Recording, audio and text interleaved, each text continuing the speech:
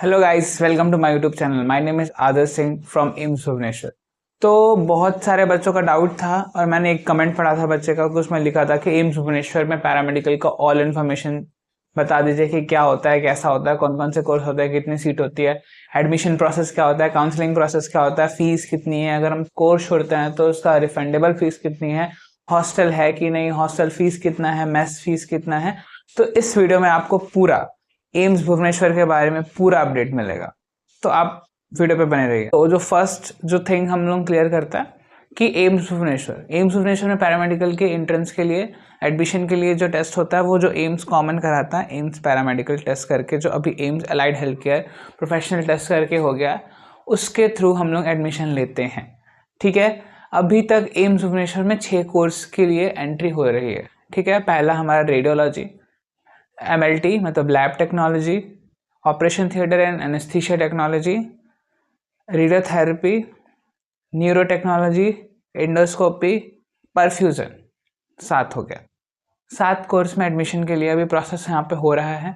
ठीक है, और रही बात फीस की, तो सारे फीस जो कोर्स हैं सबकी फीस सेम है, 5,000 रुपये 3 साल के लिए, मतलब फर्स्ट टाइम डिपॉजिट है। वन टाइम आप जब काउंसलिंग के लिए आओगे उसका उसी समय आपको फ़ीस डिपॉजिट करनी होती है। यहाँ की फ़ीस जो है वो 5,000 रुपये है। कोई भी कोर्स में जिसमें अभी आपका एडमिशन हो रहा है उसकी 5,000 ही है पूरे 3 से, जो 3 अब तो 3 साल 6 महीने का कोर्स हो गया है, 6 महीने का इंटर्नशिप भी हो गया, तो 3 साल 6 महीने की जो फीस है वो ऐसा 5,000 हो गई है। ठीक है, आपको एक बार ही जमा करनी है। तो नेक्स्ट चीज हॉस्टल। तो हॉस्टल की फ़ीस क्या होती है? जब आप एडमिशन करने के लिए आते हो तो आपको काउंसलिंग प्रोसेस हो जाता है और आपको हॉस्टल अलॉट कर दिया जाता है। उस समय आप जाके विजिट कर सकते हो अपना हॉस्टल की क्या है, कैसा मिलता है।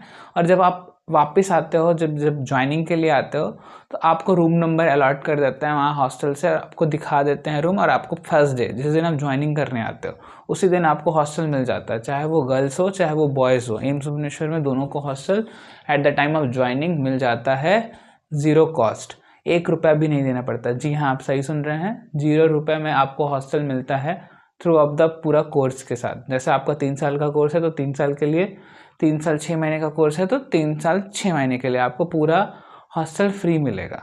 ठीक है, और नेक्स्ट आता है, बहुत सारे बच्चों का डाउट था कि अगर भैया मेरा यहाँ पे करते करते एम्स में से नीट का हो गया तो फिर मुझे कोर्स छोड़ना पड़ेगा, तो उसकी पेनल्टी कितनी होती है।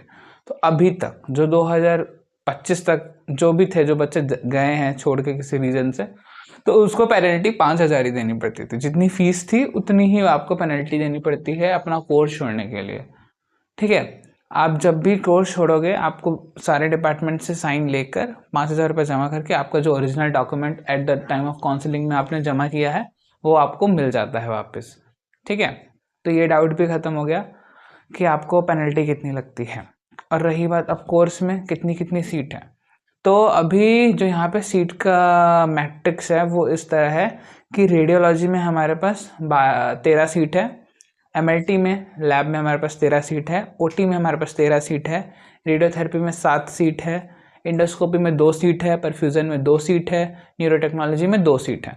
तो ये ऐसा सीट मैट्रिक्स है। और रही बात कट ऑफ की, कट ऑफ का ऐसा सिलसिला है कि आपको मतलब एटलीस्ट आपको तो पहले तो क्वालिफाई करना पड़ेगा, मीन्स 50% तो लाना पड़ेगा लिस्ट में, मतलब काउंसलिंग में बैठने के लिए आपको 50% मार्क्स लाने पड़ेंगे, मतलब 90 में से 45 नंबर तो आपको लाना ही पड़ेगा, आप चाहे जिस कैटेगरी में हो, कि आपको काउंसलिंग में बैठना है।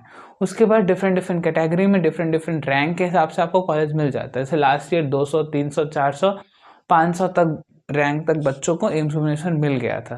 पर रही बात जो टॉप मोस्ट कोर्स है, जिसके लिए जो बहुत सारे बच्चे कमेंट करते हैं भैया रेडियोलॉजी, परफ्यूजन रैंक में कितने को मिल जाएगा, किस रैंक में क्या मिलेगा, तो आप अगर अपना सेफ स्कोर चाहते हो और आप एम्स भुवनेश्वर में एडमिशन चाहते हो तो आप अपना सेफ स्कोर लेके 60 चलो। अगर आप 60 नंबर या 65 नंबर के आसपास ला रहे हो तो आपकी अच्छी खासी रैंक बन जाएगी, टॉप 100 टॉप 200 में रैंक बन जाएगी और आपको एम्स भुवनेश्वर का चांस बढ़ जाएगा, आपको चांस मिलने का। ठीक है, दिल्ली के बाद जो टॉप मोस्ट इंस्टीट्यूट आता है वो एम्स भुवनेश्वर ही आता है।